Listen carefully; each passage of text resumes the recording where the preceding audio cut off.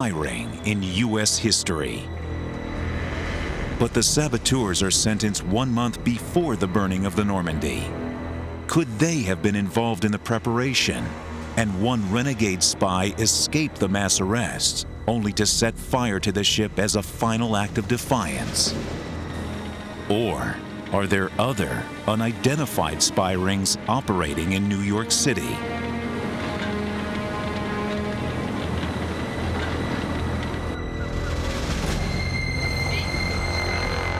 The breaking of the Duquesne spy ring is not the end of German spy activity in America.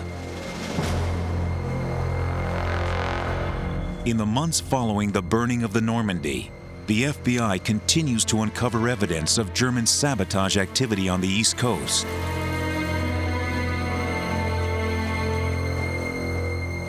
In May 1942, 2 German U-boats set sail from France to America. On board are 2 teams of highly trained saboteurs, Germans who lived in America before the war. Their mission: strike crucial American war factories.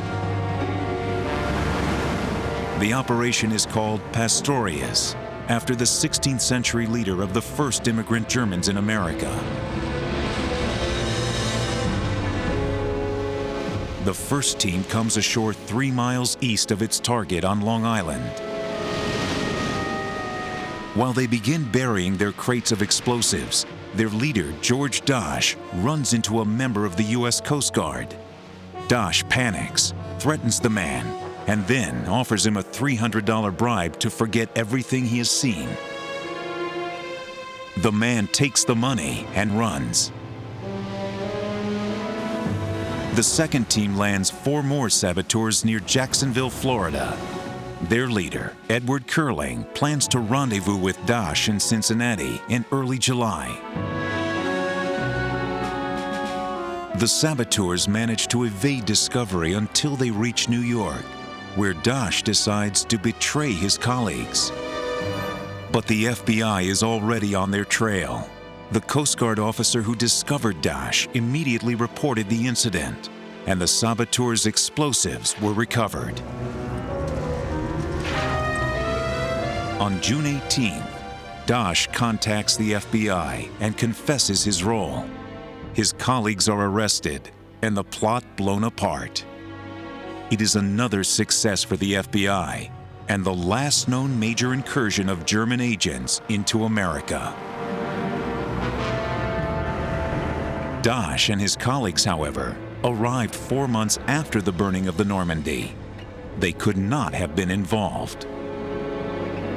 But the public has grown suspicious that the Normandy disaster is the result of German sabotage.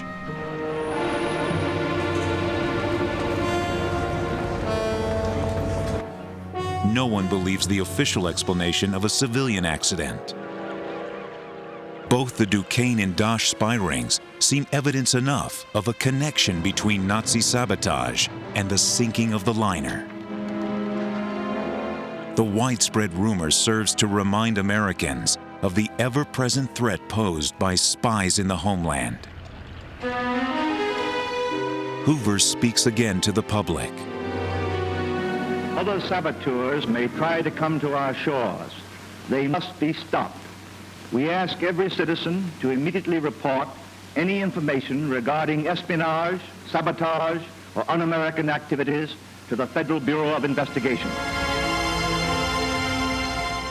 For over 30 years after the Normandy was sunk, German saboteurs remain the most likely suspects. Curiously, after the burning of the Normandy, there are no more major fires on the New York waterfront, despite the presence of numerous German spies.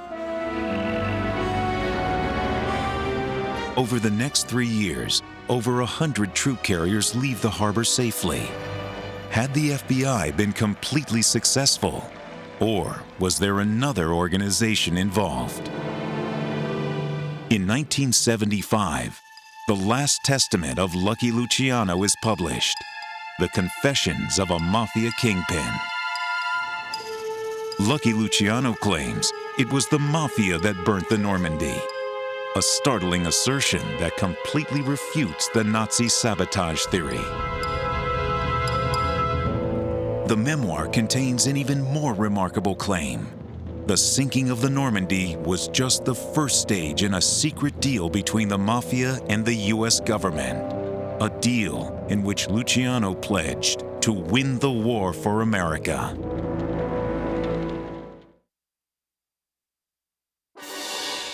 Mafia boss Lucky Luciano has claimed responsibility for the greatest act of sabotage in America during World War II, the burning of the Normandy. Before the war, his criminal organization had already achieved complete domination of the New York waterfront. That the Mafia could torch the Normandy is certainly not beyond the capabilities of Luciano or his powerful associates. The question is, why would they? What significance did the Normandy have for Luciano, an Italian immigrant with a violent past? Charles Lucky Luciano is born in Sicily in 1897 and in 1907 immigrates to America with his family.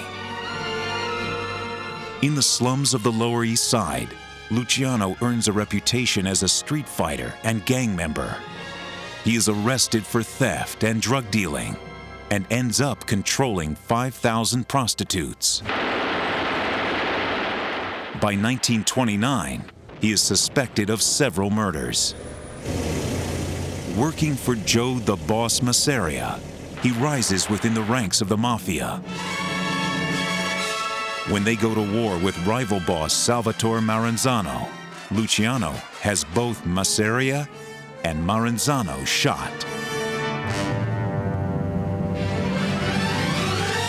Luciano is now top dog, and from 1932 to 1936, he completely dominates narcotics, brothels, gambling, and restaurant rackets in New York City. New York Mayor Fiorello LaGuardia calls him public enemy number one.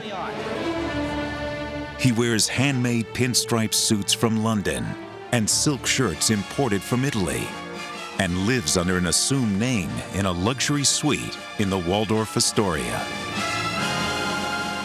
But in 1936, Luciano is arrested.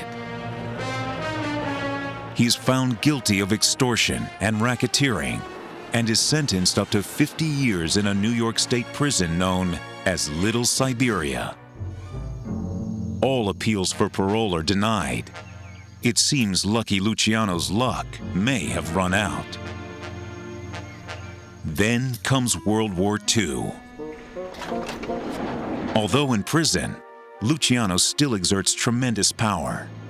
Gangster bosses visit him often, and his commands to the New York underworld are immediately obeyed. The Mafia controls the docks of New York, selecting who will or will not work there.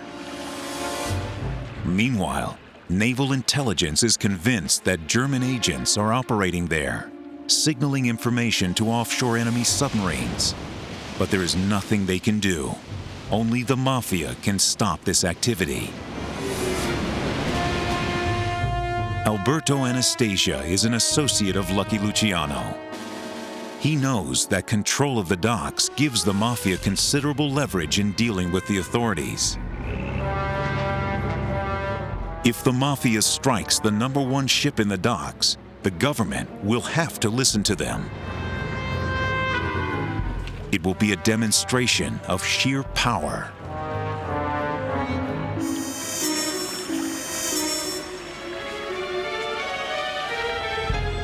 The prize target on the waterfront is the Normandy, currently being transformed into a troop ship.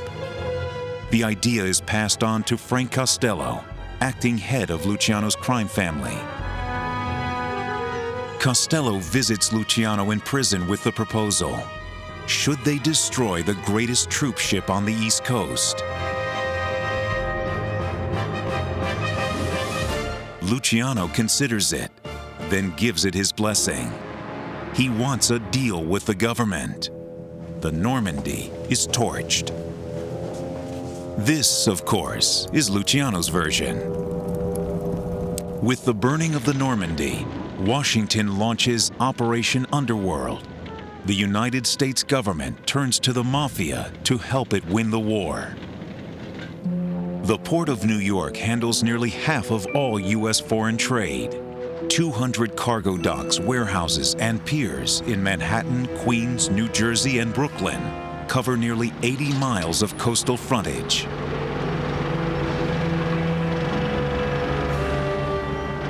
It is a closed community and almost impossible to penetrate from the outside. The government will need special help to gain its trust.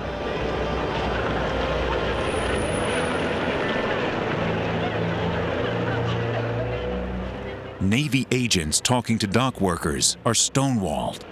No one will say anything without Mafia approval. The Navy Department, under Secretary Frank Knox, must deal with this potential weakness in U.S. defense. A special intelligence unit is set up in the 3rd Naval District and is based in Lower Manhattan. The unit must ensure that there are no more Normandys. To do so, it must deal with the Mafia.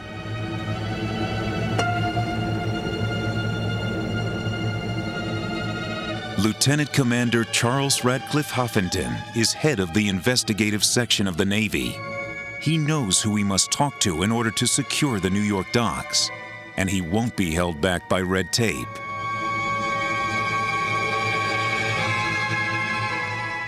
Huffington sets up a more discreet office in the Astor Hotel in Midtown. There, he meets with key figures in the world of crime, like District Attorney Thomas Dewey, nemesis of organized gangs in New York. Dewey orders one of his top investigators to talk to Joseph Sox Lanza, Mafia chief of the Fulton Fish Market, the largest fresh seafood center in the world. Every fishing boat pays homage to Lanza with a $100 bill. Moses Polikoff, former attorney to Luciano, recalls his influence. Sox was a rough guy. He controlled the fish markets on the Lower East Side. He was a power. Nobody could sell fish without his approval. He probably shook him down, or he got paid off for protection or whatever. That's the kind of guy Sox was. Lanza secretly meets Huffington. Huffington asks the gangster to be a patriotic American, a clear indication the government takes the power of the Mafia seriously.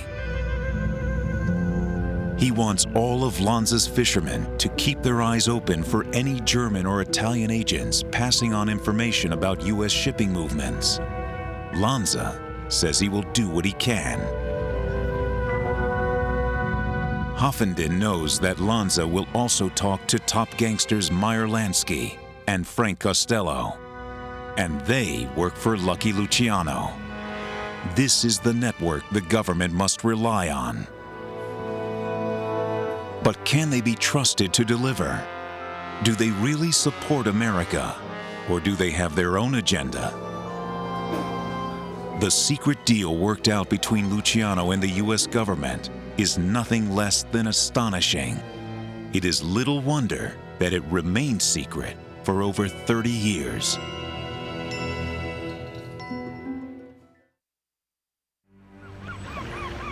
With the burning of the Normandy, the Mafia, led by gangster Lucky Luciano, is ready to assert its control over the docks of New York and negotiate a deal with the U.S. government.